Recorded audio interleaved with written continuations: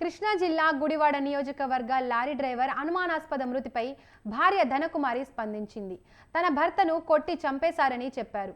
మద్యం తాగి స్పృహ కోల్పోతే ఆసుపత్రికి తీసుకెళ్లకుండా ఇంటికి తీసుకొచ్చారని అన్నారు.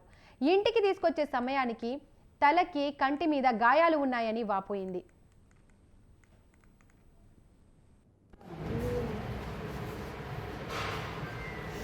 జ్యోతి వాళ్ళ అబ్బాయి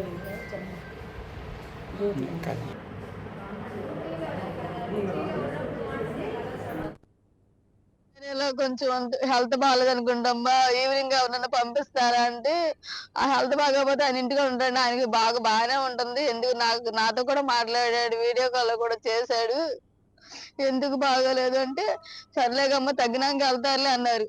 మళ్ళీ 1:10కి నేను భోజనానికి వెళ్ళిన తర్వాత భోజనానికి మా అత్తయ్య ఫోన్ చేశారు, ఆయన ఫోన్ నుంచి వానర్ గారు గుమస్తా నుంచి చేసి ఇంటికాడ దించామమ్మా, మీ ఆయన్ని తీసుకొచ్చే నలుగురు నడవట్లేదు, తీసుకొచ్చాడు పడుకోబెట్టామన్నారు. కడుపు నొప్పితో ఉన్నవాడు నడవకపోవడం ఏంటి, ఎంతో బాగా మొన్న హార్ట్ ప్రాబ్లం వచ్చి అన్ని హాస్పిటల్ డబ్బులు అయినా బాగా నడిచాడు కదా, ఇప్పుడు ఏమి ప్రాబ్లం కూడా లేదు, మంచిగా ఉన్నాడు, బాగా మనిషిని తీసుకొచ్చి అక్కడ పడుకోబెట్టి బాగాలేదు అంటున్నారని వెళ్తే ఇంటికి వెళ్ళేటప్పుడు స్పృహలో లేదు. వాళ్ళు ఏం చెప్పారంటే నా ఆయిల్ దొబ్బేశాడు అతను అని నాతో గట్టిగా మాట్లాడాడు. ఆయన దొబ్బేసినందుకు ఒక కొట్టి చంపేసి అక్కడ పడుకోబెట్టేసి వెళ్ళిపోయారు. మా ఆయన ఏమీ తెలియనట్టు తెలివిగా తప్పించుకుంటున్నారు.